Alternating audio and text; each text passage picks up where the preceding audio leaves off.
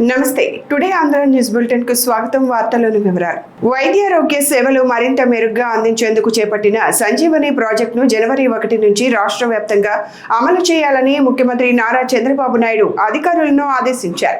Digital health రికార్డులతో Sanjeevani project పూర్తి స్థాయిలో అమలైతే వైద్య సేవల్లో అనూహ్య మార్పులు సాధించవచ్చన్నారు. వైద్య సేవల్లో ఏపీని ఇతర రాష్ట్రాలు అనుసరించేలా సంజీవని ప్రాజెక్టును విజయవంతం చేయాలని ముఖ్యమంత్రి సూచించారు. ఉండవల్లి క్యాంపు కార్యాలయంలో బుధవారం సంజీవని ప్రాజెక్టుపై ముఖ్యమంత్రి చంద్రబాబు అధికారులతో సమీక్షించారు. కుప్పం నియోజకవర్గం, చిత్తూరు జిల్లాలో ఇప్పటికే సంజీవని ప్రాజెక్టు అమలుతో ఉత్తమ ఫలితాలు వస్తున్నాయని, వీటిని రాష్ట్రం అంతటా అమలు చేసేలా చూడాలన్నారు. రాష్ట్రంలో ప్రతి కుటుంబం విద్యకు, వైద్యానికే అత్యధికంగా ఖర్చు పెట్టాల్సి వస్తోందని, ఈ వ్యయాన్ని తగ్గించేలా చూసేందుకు సంజీవని వంటి కార్యక్రమాలను తీసుకొస్తున్నట్లు ముఖ్యమంత్రి చెప్పారు.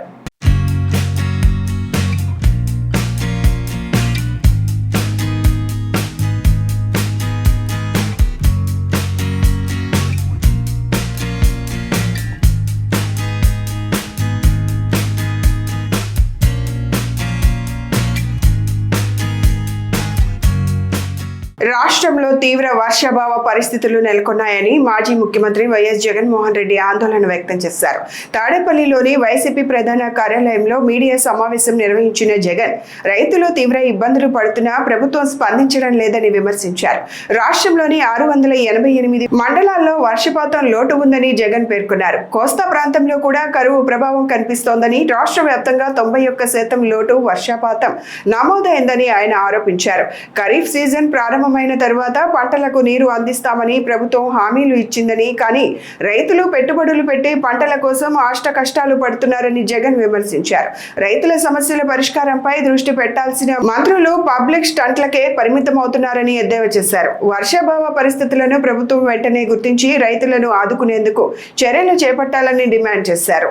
ఇవాళ రాష్ట్రంలో కరువు ఎంత తీవ్రంగా ఉంది అన్నది మొట్టమొదటిగా అందరం కూడా ఫస్ట్ అర్థం చేసుకుంటే, ఆ తర్వాత ఇలాంటి కరువు తీవ్రతలో చంద్రబాబు నాయుడు గారు స్పందించిన తీరు మీద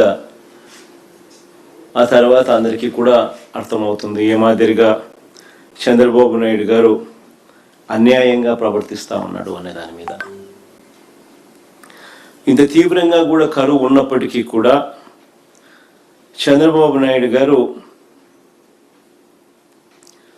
ఆ కరువు ఇంత తీవ్రంగా ఉంది అని చెప్పి దానికి సంబంధించిన డేంజర్ బెల్స్ మోగుతూ ఉన్నా కూడా ఆయన దగ్గర నుంచి స్పందన కనిపించిన పరిస్థితి ఈరోజు రాష్ట్రంలో ఉంది. ఇవాళకి రాష్ట్ర వ్యాప్తంగా వర్షపాతం లోటు అంటే జూన్, జూలై, ఆగస్టు నెల 25, 26 తారీఖుల దాకా తీసుకుంటే, జూన్, జూలై, ఆగస్ట్ 25, 26 తారీఖుల దాకా తీసుకుంటే -52% రాష్ట్రంలో ఈరోజు వర్షపాతం లోటు. వర్షపాతం లోటు ఇంత తీవ్రంగా కనిపిస్తూ ఉన్నా కూడా కోస్తా ఆంధ్రాలో -47.18%, రాయలసీమలో -52.36%. ఏ జిల్లా చూసినా కూడా లోటు కనిపిస్తూ ఉన్న పరిస్థితి. కానీ ఇంత దారుణమైన పరిస్థితి ఉన్నా కూడా చంద్రబాబు నాయుడు గారు కుంభకర్ణుడిని తలపిస్తూ నిద్ర నటిస్తూనే ఉన్నాడు తప్ప రైతులకు మంచి చేసే కార్యక్రమాలు ఇంతవరకు ఏది కూడా చేస్తూ అడుగులు పడలేదు. రాష్ట్ర ప్రగతిని, బీసీల అభ్యున్నతిని అడ్డుకునేందుకు తాడేపల్లి పెత్తందారు కుట్రలు చేస్తున్నారని మంత్రి కొల్లు రవీంద్ర తీవ్ర విమర్శలు చేశారు. బీసీల సంక్షేమం, రాజకీయ సాధికారత కోసం కూటమి ప్రభుత్వం తీసుకుంటున్న నిర్ణయాలను జీర్ణించుకోలేకనే వైసీపీ నేతలు విమర్శలకు దిగుతున్నారని మండిపడ్డారు. బీసీలకు న్యాయం చేయడమే చంద్రబాబు ప్రభుత్వ లక్ష్యమని, వారి అభ్యున్నతి కోసం ప్రభుత్వం చేపడుతున్న కార్యక్రమాలను అడ్డుకునేందుకు ప్రతిపక్షం ప్రయత్నిస్తోందని కొల్లు రవీంద్ర ఆరోపించారు. రాష్ట్ర అభివృద్ధి, పెట్టుబడులు, ఉద్యోగులు ఉపాధి అవకాశాలకు ఆటంకాలు కల్పించేలా తాడేపల్లి నుంచి రాజకీయ కుట్రలు జరుగుతున్నాయని విమర్శించారు. మొత్తానికి రాష్ట్ర ప్రగతితో పాటు బీసీల అభ్యున్నతిని అడ్డుకునే ప్రయత్నాలను ప్రజలు గమనిస్తున్నారని, ఎన్ని అడ్డంకులు ఎదురైనా అభివృద్ధి సంక్షేమ కార్యక్రమాలను ప్రభుత్వం ముందుకు తీసుకెళ్తుందని మంత్రి కొల్లు రవీంద్ర స్పష్టం చేశారు. బీసీ రిజర్వేషన్ గురించి మీరు మాట్లాడుతూ ఉన్నారు. అసలు మీకు బీసీల గురించి మాట్లాడే అర్హత ఉందా జగన్మోహన్ రెడ్డి గారు? బీసీ రిజర్వేషన్ని మీకు అంత చిత్తశుద్ధి ఉన్నట్టయితే మొన్న అసెంబ్లీలో మేము 34% బీసీ రిజర్వేషన్ని మరి ముఖ్యమంత్రి గారు ప్రవేశపెట్టినప్పుడు కనీసం మీరు వచ్చి మద్దతు ఇచ్చారా? అంటే బీసీలు బాగుపడుతూ మీకు నచ్చదు, బీసీలని చూస్తే మీకు కడుపు మంట. మీరు చెప్తా ఉన్నారు నేను మంత్రి పదవులు ఇచ్చానని చెప్పి, వాళ్ళని ఒక బాంఛన్ ద్వారా అని చెప్పి మీ కాళ్ళ దగ్గర కూర్చోపెట్టుకున్న సంగతి ఆంధ్ర రాష్ట్రంలో ఉన్నటువంటి బీసీ సోదరులు మర్చిపోతారనుకున్నారా? వైవి సుబ్బారెడ్డి గారి కాళ్ళ దగ్గర మరి మంత్రిగా ఉన్న వేణుగోపాల్ని కాళ్ళ దగ్గర పెట్టుకున్నటువంటి సందర్భాన్ని మోకాళ్ళ మీద మోకరిల్లి దండాలు పెట్టించుకున్నారే. కనీసం ఒక్క బీసీ వ్యక్తిని మీరు ఏ రోజన్నా మీ పక్కన కూర్చోబెట్టుకున్నారా? ఏ ఒక్క కార్యక్రమంలో ఉన్నా ఒక బీసీ సోదరుని మీ పక్కన కూర్చోబెట్టుకున్నారా? కనీసం ఇవన్నీ కూడా చేయకుండా 34% నుంచి 24% దిగజార్చి ఆ రోజు కోర్టులో కేసులు వేస్తే కనీసం మీ సొంత కేసులకైతే కోట్ల రూపాయల ప్రభుత్వ ధనాన్ని ఇచ్చి మీ కేసులు నడిపించుకున్నారే. కనీసం ఆ రోజున బీసీ సోదరుల మీద రిజర్వేషన్ మీద కేసులు ఇస్తే మీరు ఒక లాయర్ను కూడా పెట్టలేకపోయారే. ఆ రోజు గౌరవ ముఖ్యమంత్రి చంద్రబాబు నాయుడు గారు మమ్మల్ని అందరూ కూడా పంపించి మేము సుప్రీంకోర్టు వరకు కూడా వెళ్ళడం కూడా జరిగింది. ఇవాళ మీరు మేము బీసీలకు ఏదో ఒనగబోచానని చెప్పి మాట్లాడుతూ ఉన్నాడు. బీసీలను పొట్టన పెట్టుకున్నారు మీరు.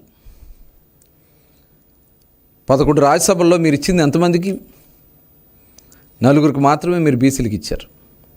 ఇవాళ కూటమి ప్రభుత్వం వచ్చిన తర్వాత 6 రాజ్యసభకి నామినేట్ చేస్తే, రాజ్యసభకు పంపిస్తే దాంట్లో 3 ఈరోజు బీసీ సోదరులకు ఇచ్చినటువంటి ఘనత గౌరవ ముఖ్యమంత్రి చంద్రబాబు నాయుడు గారిది. జై హో బీసీ అనేది కేవలం నినాదం కాదని తెలుగుదేశం పార్టీ సిద్ధాంతం, విధానమని ఎంపీ చింతకాయల విజయ్ స్పష్టం చేశారు. బీసీల అభ్యున్నతి, రాజకీయ సాధికారత, ఆర్థిక పురోభివృద్ధి కోసం టీడీపీ ఆవిర్భావం నుంచే కృషి చేస్తోందని పేర్కొన్నారు. బీసీలకు న్యాయం చేయడంలో టీడీపీకి ప్రత్యేక చరిత్ర ఉందని, వారి హక్కులు, అవకాశాల పరిరక్షణకు పార్టీ ఎప్పుడూ అండగా నిలిచిందని అన్నారు. కేవలం ఎన్నికల సమయంలో బీసీలను గుర్తు చేసుకోవడం కాకుండా వారి సంక్షేమాన్ని ప్రభుత్వ విధానాల్లో భాగం చేయడమే టీడీపీ లక్ష్యమని తెలిపారు. చంద్రబాబు నాయకత్వంలో బీసీల అభ్యున్నతికి ప్రభుత్వం అనేక కార్యక్రమాలు అమలు చేస్తోందని ఎంపీ విజయ్ పేర్కొన్నారు. బీసీల ఆత్మగౌరవం, సామాజిక న్యాయం, రాజకీయ ప్రాతినిధ్యమే జై హో బీసీ కార్యక్రమం ప్రధాన ఉద్దేశమని వివరించారు.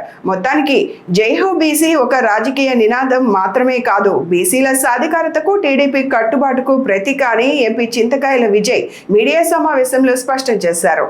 బడుగు బలహీన వర్గాలు వెన్నుముక్క తెలుగుదేశం పార్టీకి. ఒక తల్లికి బిడ్డకి ఉన్న అనుబంధం తెలుగుదేశం పార్టీకి బీసీలకు ఉన్న అనుబంధం.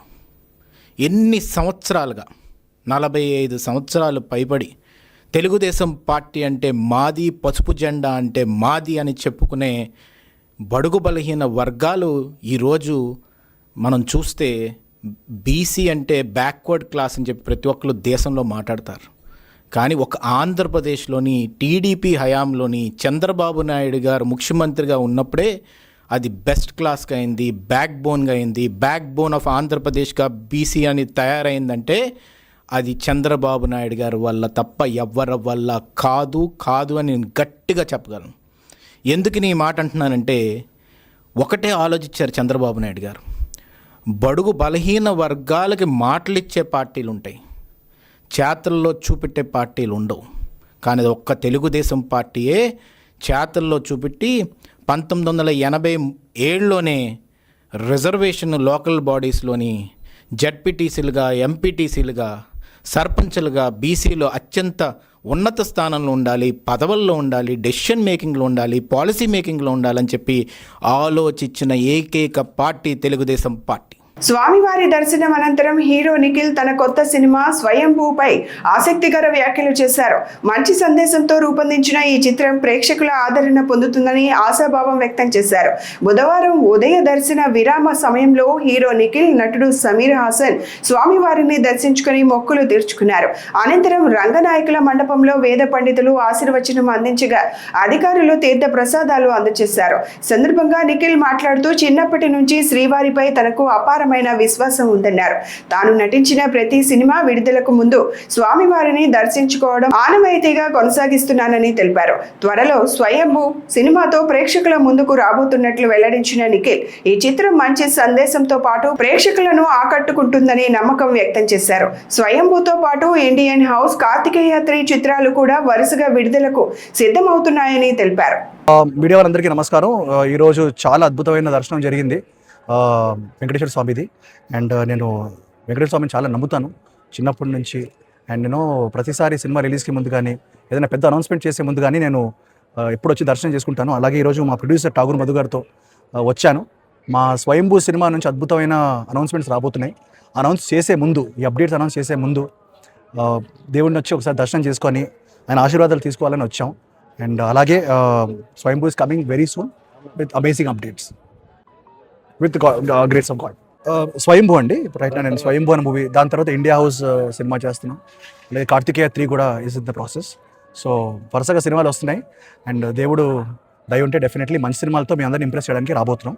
ఎస్పెషల్లీ స్వయంభూ ఈ ఇయర్ చాలా మంచి డేట్ రోజు రాబోతుంది. అనౌన్స్ చేసే ముందు you wanted to come and take the blessings of God. Palnadu జిల్లా ముప్పాళ్లలో ఇటీవల 2 వర్గాల మధ్య జరిగిన ఘర్షణ నేపథ్యంలో పోలీసులు అప్రమత్తమయ్యారు. గ్రామంలోని ఎస్సీ కాలనీ చర్చి సెంటర్ వద్ద స్థానికులతో అవగాహన సమావేశం నిర్వహించి శాంతియుత వాతావరణం కొనసాగించేందుకు చర్యలు చేపట్టారు. Sattenapalli DSP Krishna Chaitanya, Sattenapalli rural CI Kiran, SI Anil Kumar స్థానికులతో సమావేశమై ఘర్షణకు దారితీసిన పరిస్థితులపై వివరాలు అడిగి తెలుసుకున్నారు. ఘటనకు సంబంధించి నమోదైన కేసులు, చేపట్టిన బైండ్ ఓవర్ చర్యలపై ప్రజలకు వివరించారు. ఇకపై ఎలాంటి గొడవలు, ఘర్షణలకు పాల్పడవద్దని స్థానికులకు పోలీసులు కౌన్సిలింగ్ ఇచ్చారు. గ్రామంలో శాంతి భద్రతలకు విఘాతం కలిగించే చర్యలకు పాల్పడితే కఠిన చర్యలు తప్పవని హెచ్చరించారు. మీ అంతటా మీరు సోషల్ మీడియాలో ఇంకొక నెగిటివ్ మెసేజ్ ఏమన్నా వచ్చినా దాన్ని ఫార్వర్డ్ చేసినా కూడా ఈసారి చర్యలు తీసుకుంటాం. అర్థమవుతుంది అందరికీ? సో మేము చెప్పినవన్నీ కూడా పాటిస్తారు, ఎటువంటి గొడవలు గటా పెట్టుకోకుండా ఉంటారు అని నేను అనుకుంటున్నాను. మళ్ళీ మీరు చేశారు, ఇలాంటి గొడవలు పడ్డారు అంటే కనుక ఏం చేయాలో అది చేస్తాను. ఇది మాత్రం అందులో దృష్టిలో పెట్టుకోండి.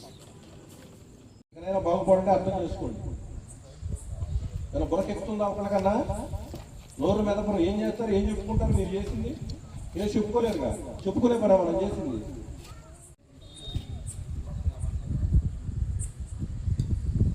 ఏదైనా మంచి ఉద్యోగం సంపాదించుకోవాలా, చక్కగా తయారవ్వాలా, ఆ విధంగా ఆలోచించుకోవాలి. అది ఆలోచించుకోండి. ఈ దరిద్రాలు కాదు పెట్టుకోవాల్సింది. బాపట్ల జిల్లా పర్చూరులో రైతుల పోరాటం ఉధృతమైంది. తాగునీరు, సాగునీరు కోసం గుంటూరు ఛానల్ను పర్చూరు వరకు పొడిగించాలని డిమాండ్ చేస్తూ నల్లమడ రైతు సంఘం ఆధ్వర్యంలో చేపట్టిన బంద్ విజయవంతమైంది. రైతులు శాంతియుతంగా ర్యాలీ నిర్వహిస్తూ తమ డిమాండ్లను ప్రభుత్వానికి వినిపించారు. బంద్కు వ్యాపార సంస్థలు స్వచ్ఛందంగా సహకరించాయి. రైతులు ప్లకార్డులు ప్రదర్శిస్తూ SBI, union bank, Canara bank కార్యకలాపాలను నిలిపివేయించారు. ఇంకొల్లూరు రోడ్, చీరాల రోడ్, చిలకలూరిపేట రోడ్లలో ర్యాలీ నిర్వహిస్తూ గజెట్ నోటిఫికేషన్ విడుదల చేయాలి, భూసేకరణ పూర్తి చేయాలి, నీరే జీవనాధారం, నీరు లేకుంటే రైతుల మనుగడ ప్రశ్నార్థకం అంటూ నినాదాలు చేశారు. అనంతరం చిలకలూరిపేట రోడ్డుపై బైఠాయించిన రైతులు వాహనాల రాకపోకలను అడ్డుకొని నిరసన కొనసాగించారు. నీళ్ళు అనేది లేవు, భూగర్భ జలాలు లేవు. ఏదైనా పొరపాటున తవ్వినా కానీ కట్టిక ఉప్పులు, పోలవరం కట్టినా కానీ, పట్టిసీమ అయినా కానీ, లేకపోతే పెన్నాలో కలిపినా కానీ, బనకచెర్లు అయినా కానీ ఈ ప్రాంతానికి నీళ్లు లేవు. ఎప్పటి నుంచో బ్రిటిష్ ప్రభుత్వం వాళ్ళు పెదనందిపాడు హై లెవెల్ ఛానల్గా ద్వారా ఈ పచ్చూరు ప్రాంతానికి నీళ్ళు ఇస్తామని 1936లో ప్రణాళికలు వేశారు. అప్పటి నుంచి ఈ ప్రాంత ప్రజలు అనేక సార్లు ప్రభుత్వాన్ని, అనేక మంత్రుల్ని, ముఖ్యమంత్రుల్ని అడిగారు, సమావేశాలు పెట్టారు, సభలు పెట్టారు. అనేక మంది మేము ఇస్తాం, అదిగో అదిగో అని చెప్పి ప్రాసెస్లో ఉందని చెప్పి చెప్తున్నారు. కానీ ఇంతవరకు కూడా ఈ ప్రాంతానికి నీళ్లు లేవు, వరదలు మాత్రం బాగా వస్తున్నాయి. అది పరిస్థితి. ఇది కాదు, మీరు చెప్పినటువంటి హామీలని అమలుపరచండి. ఈ మధ్యకాలంలో మాకు తెలిసి గత ఎన్నికలలో అప్పుడు ఆ ఎన్నికల ప్రచారంలో చంద్రబాబు నాయుడు గారు ఖచ్చితంగా మేము చేస్తామని చెప్పాడు. అంతకుముందు ఎన్నికలలో జగన్మోహన్ రెడ్డి గారు ఖచ్చితంగా మేము చేస్తామని చెప్పి కాకుమార్ మహాసభలో చెప్పారు. అని అంతకుముందు రోసీ గారు చెప్పాడు, అంతకుముందు కిరణ్ కుమార్ రెడ్డి గారు చెప్పారు, అనేక మంది ముఖ్యమంత్రులు చెప్పారు. అందరికన్నా కూడా అధికారం ఉన్నటువంటి ఆంధ్రప్రదేశ్ అసెంబ్లీలో కూడా 1961లో ఈ ప్రాంతానికి నీరిస్తామని చెప్పేసి తీర్మానం చేశారు. అల్లూరి సత్యనారాయణ గారు ఆ రోజున మినిస్టర్గా ఉన్నారు. ఇప్పటి వరకు కూడా ఈ ప్రాంతానికి నీళ్లు లేవు. అప్పుడప్పుడు ఆందోళన ప్రత్యక్షంగా చేస్తే పోలీసులు ఏమన్నా లా అండ్ ఆర్డర్ సమస్య, శాంతి భద్రతల సమస్య అని చెప్పేసి మమ్మల్ని తీసుకెళ్ళి కేసులు పెట్టడం, ఎత్తిపడేయటం జరుగుతుంది. మేము అడిగేది ఏం లేదు. ఇప్పుడు గుంటూరు జిల్లాలో ఆందోళన తర్వాత కొంత ప్రాంతానికి భూసేకరణకు నోటిఫికేషన్ ఇచ్చి నష్టపరిహారం ఇచ్చి కొంత ప్రాంతంలో కాలువ తవ్వుతున్నారు. అదే కాలువని ఈ ప్రాంతం కూడా తవ్వండి. మొదటి ప్రణాళికలో కూడా పర్చూరు దాకా అని ఉంది. ఇప్పుడు ఎందుకు ఆపారు? పర్చూరు ప్రాంతం ఏం అన్యాయం చేసింది? ఏం అన్యాయం చేయలేదు, ఏం పాపం చేయలేదు.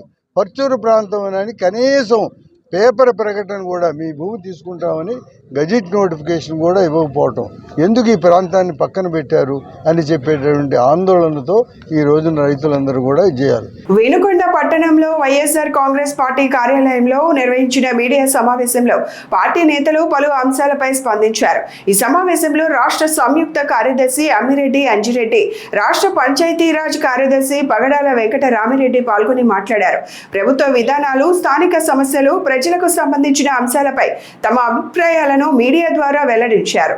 అంటే ఒలింపిక్స్లో క్రీడల్లో పాల్గొన్న వాళ్ళు, అదేవిధంగా పాఠశాల క్రీడల్లో పాల్గొన్న వాళ్ళు ఇద్దరిని ఒకే దృష్టితో చూస్తామా? అసలు ఒకే దృష్టితో చూడొచ్చా? సరే, దానిలో తప్పు జరిగినప్పుడు మీరే 2 జీవోలు ఇచ్చి 2 జీవోలు ఎందుకు రద్దు చేశారు? ఎందుకు రద్దు చేశారు? అదే మా టైంలో చెప్తున్నాను. వాస్తవంగా ఏ పబ్లిక్ సర్వీస్ కమిషన్ కూడా చేయలేని పని జగన్మోహన్ రెడ్డి గారు చేశారు.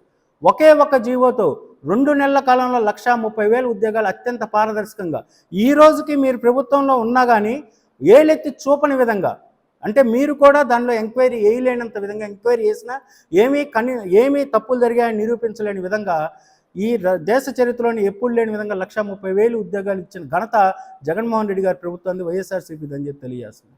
అదే ఉంటే మీరు ఆయనే చెప్పారు కదా, ఛాలెంజ్ చేశారు, స్వయాన జగన్ గారే ఛాలెంజ్ చేశారు. ఇప్పుడే చెప్పారు అంజిరెడ్డి గారు కూడా, మీరు సిబిఐ ఎంక్వైరీ చేయండి అని. మీరు అది చేయరు. అంటే మీ తప్పుని ఎన్నుకున్నప్పుడు అవతల తప్పు అని చెప్పడం తప్పితే తప్పుని నిరూపించే కార్యక్రమాలు మాత్రం మీరు ఏమీ చేయరు. కాబట్టి అందరూ కూడా అన్నీ గమనిస్తూ ఉన్నారు. ఏదన్నా ఇప్పుడు గోగుంటపాలెం హత్యల గురించి మాట్లాడుతూ ఉంటే దాని గురించి సమాధానం చెప్పరు. మిగతా సమాధానమే లేదు దాని గురించి. అలా ఏం జరిగింది, దానిలో నిజ నిర్ధారణ ఏంటి అన్నది ఎవరు ఇంతవరకు ఏమీ మాట్లాడరు. అదేంటంటే పోలీసులను అంటున్నారు, అదేంటంటే మమ్మల్ని అంటున్నారండి. వెన్నుపోట్ల గురించి చాలా మాట్లాడుతున్నారు. ఈ సమయంలో నేను మీకు ఒక్కటే చెప్తా ఉన్నా, 1987లో మేము మండల్ ప్రెసిడెంట్ అయిన నాటికి తర్వాత జరిగిన 3 నెలల తర్వాత మీరు సర్పంచ్ అయ్యారు. అంటే 87కి ఇప్పటికి 26కి 40 సంవత్సరాల రాజకీయ సంబంధం మంది. కాంగ్రెస్ పార్టీలను ఎక్కువ కాలం పనిచేసాం. తర్వాత ఈరోజు మీరు తెలుగుదేశంలో ఉన్నారు, మేము వైఎస్ఆర్ పార్టీలో ఉన్నాం. కానీ 40 సంవత్సరాల నుంచి రాజకీయం చేసిన మనిద్దరం రాజకీయాల గురించి, వెన్నుపోట్ల గురించి మాట్లాడుకోవాలనుకుంటే, మీకు నాకు నచ్చిన మెచ్చిన నమ్మకం అయిన దేవుడు ఆంజనేయ మదమంచిపడి ఆంజనేయ స్వామి గుడి ఉంది, ఆడికి పోయి మన ఇద్దరం కూర్చొని వాదనలు చేసుకుందాం. మీ రాజకీయాలు ఏం చేశారు, మీ రాజకీయాలు ఏం చేశారు అరేంజ్ చేయండి, నేనే వస్తా, మీరే రండి, మన ఇద్దరం కూర్చుందాం, ప్రజలకి వివరిద్దాం మన 40 ఏళ్ల రాజకీయాల గురించి. ఇక వెన్నుపోటు అంటావు. ఇవాళ నువ్వు తెలుగుదేశంలో చంద్రబాబు గారిని వెన్నుపోటు అంటున్నావే, నువ్వు అంటున్నావు మేమంటున్నావు అని. కానీ నువ్వెన్నిసార్లు మాట్లాడావు అవన్నీ అవతల పెట్టు. ఆయన 3 సార్లు ముఖ్యమంత్రి అయినానని చెప్తున్నా నువ్వు. మేము ముఖ్యమంత్రి అయ్యాం, ప్రతిపక్ష నాయకుడేం, ప్రజలతో ఎన్నికయ్యాం, మమ్మల్ని గొడ్డల పార్టీ అంటానికి తప్పు అని నువ్వు అనగలవా? నువ్వు స్పష్టత అనేది నీ దగ్గర లేదు. నువ్వు ఎవరు అధికారం ఉంటే వాళ్ళకి వెళ్ళి స్పష్టంగా మాట్లాడుతున్నావు, అధికారాన్ని గురించే మాట్లాడుతున్నావు. కాకినాడ జిల్లా జగ్గంపేట నియోజకవర్గంలో ముఖ్యమంత్రి సహాయ నిధి ద్వారా పేదలకు ఆర్థిక భరోసా అందుతోంది. జగ్గంపేట మండలం కండ్రావులపల్లి గ్రామంలో టీడీపీ గ్రామ అధ్యక్షుడు ముసిరెడ్డి నాగేశ్వరరావు ఆధ్వర్యంలో సీఎంఆర్ఎఫ్ చెక్ల పంపిణీ కార్యక్రమం నిర్వహించారు. ఈ కార్యక్రమానికి ముఖ్య అతిథిగా కాకినాడ జిల్లా టీడీపీ అధ్యక్షుడు జ్యోతుల నవీన్ కుమార్ హాజరయ్యారు. గ్రామంలోని 12 మంది లబ్ధిదారుల ఇళ్లకు స్వయంగా వెళ్లి మొత్తం 5,38,244 విలువైన ముఖ్యమంత్రి సహాయ నిధి చెక్లను అందజేశారు. సందర్భంగా జ్యోతుల నవీన్ కుమార్ మాట్లాడుతూ అనారోగ్యంతో బాధపడుతూ వైద్య ఖర్చులు భరించలేని పేదలకు ముఖ్యమంత్రి సహాయ నిధి వరంగా మారిందన్నారు. జగ్గంపేట నియోజకవర్గంలో ఎమ్మెల్యే జ్యోతుల నెహ్రూ ఆధ్వర్యంలో పార్టీ భేదాలు లేకుండా అర్హులైన బాధితులకు సహాయం అందిస్తున్నామని తెలిపారు. ఈరోజు కాట్రాలపల్లి గ్రామం రావడం జరిగింది. సీఎంఆర్ఎఫ్ చెక్లు ఇవ్వడంలో భాగంగా ఇక్కడికి రావడం జరిగింది. ఇప్పటి వరకు కూడా అక్కడ జగ్గంపేట ఆఫీస్కో లేకపోతే మండల హెడ్ క్వార్టర్కో తీసుకొచ్చి వాళ్ళందరినీ బెనిఫిషియర్స్కి ఇవ్వడం జరిగేది. కానీ ఇప్పుడు ప్రతి ఇంటికి కూడా వెళ్ళి ఇవ్వాలనే ఒక నిర్ణయం తీసుకుని ఫస్ట్ టైం కాట్రాలపల్లి ఇక్కడికి రావడం జరిగింది.